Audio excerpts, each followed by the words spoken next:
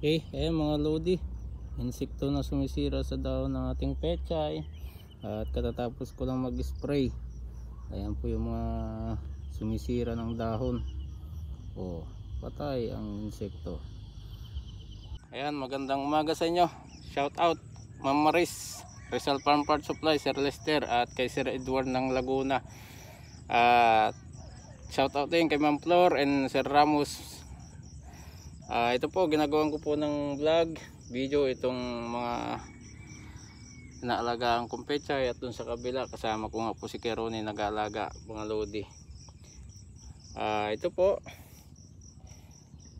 June 1 nung isinabog. Ito nga, tatapos ko lang ulit mag-spray ng mga pang insecticide. Ayan, at ipapakita ko po sa inyo mga lodi itong aming pechay.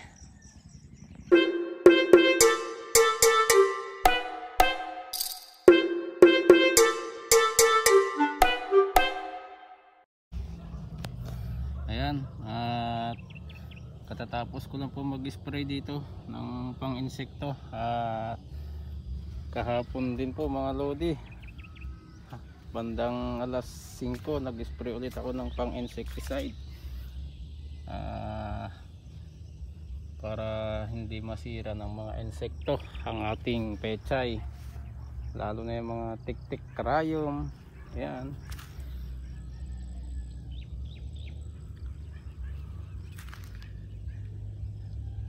June 1 nung sinabog ito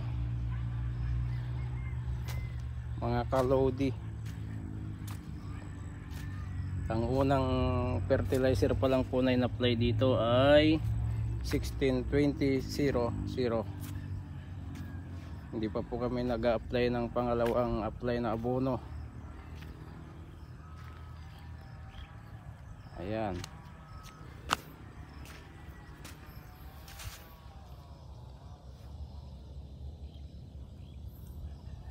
bigyan ko kayo ng update. Pasensya na po kayo kung hindi ko po nagagawa ng vlog ang aking pag-spray mga lodi. Kaya wag natin pabayaan sa pag-spray ng pang-insekto ang ating mga pechay mga lodi, at nang sa ganun na hindi po matuluyang masira ng mga insekto yung dahon ng ating pechay. At yun nga pong sabi ko mga lodi, hindi po talaga may iwasan na ayan, gaya po niyan mga lodi, nakikita nyo po butas, epekto ng mga insekto na sumisira ng dahon ng ating pechay. Kaya nga po tayo nag-apply ng mga pang insecticide na malalakas, nang sa ganun ay hindi po matuluyan at makarecover pa po mga lodi, tatalbos pa po yan. Kaya wag po natin pababayaan sa pag-spray, hindi po talaga may iwasan yan.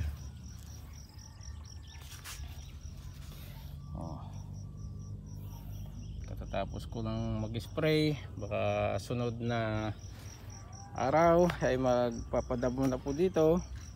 Yan, dahil mag-apply na po ng abono, pangalawang apply. Yun nga po sabi ko mga lodi, unang apply pa lang po dito na abono ay 16-20-00. Hindi pa po kami nag-apply ng pangalawa. Yun pa lang po, makikita nyo lang po yung bulas po ng ating pechay. At saka itong lupa, ang tawagin po dito sa amin ay dameg. Ayan, hindi pa po nagpapatubig dito. Buhos ulan pa lang po yung kuwan pa lang dito sa pechay, tumidilig. Makikita nyo po yung dahon ng pechay. At meron pa po dun sa kabila at saka dun sa taas, meron pa po kaming huling sabog nung June 10. At malalaki na rin po mga lodi. Yun nga po sabi ko, sipag at tiyaga lang talaga sa pag-spray, pag-aalaga ng pechay.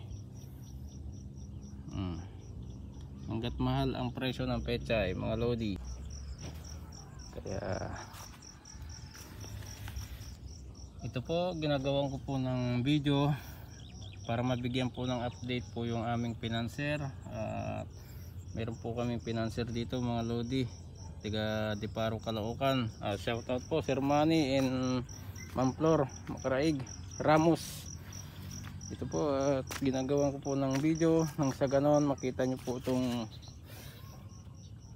pechay na inaalagaan ko po. At meron pa po dun sa kabila, kasama ko po si Kuya Ronnie nag-aalaga mga lodi. Makikita nyo po yung dahon ng ating pechay, talagang makinis. Mga lodi, meron man pong butas-butas dyan, ganun na talaga. Yung sabi ko, hindi po talaga may iwasan yan dahil sa mga insekto. Ganun pa man, wag natin pababayaan sa pag-spray. Pwede pa nga po umagat hapon kung talagang sisipagin kayo mag-spray. Nang sa ganon ay lalo pang gumanda ang ating mga pechay, mga lodi. Di nadali ka sa lason. Parang ano ba to? Kala mo bubuyog pero hindi siya bubuyog, mga lodi. Teka lang. Yan sinisira nila yung dahon ng ating pechay. Kinis pa naman, mga lodi. Ayan, June 1 nung isinabog. Ayan.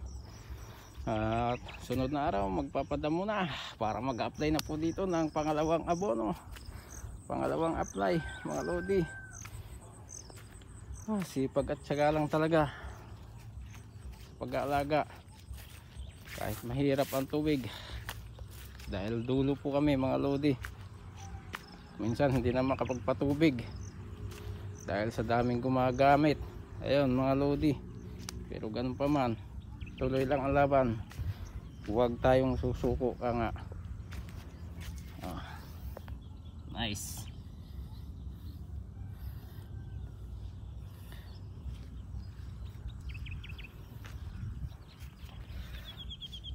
Alright.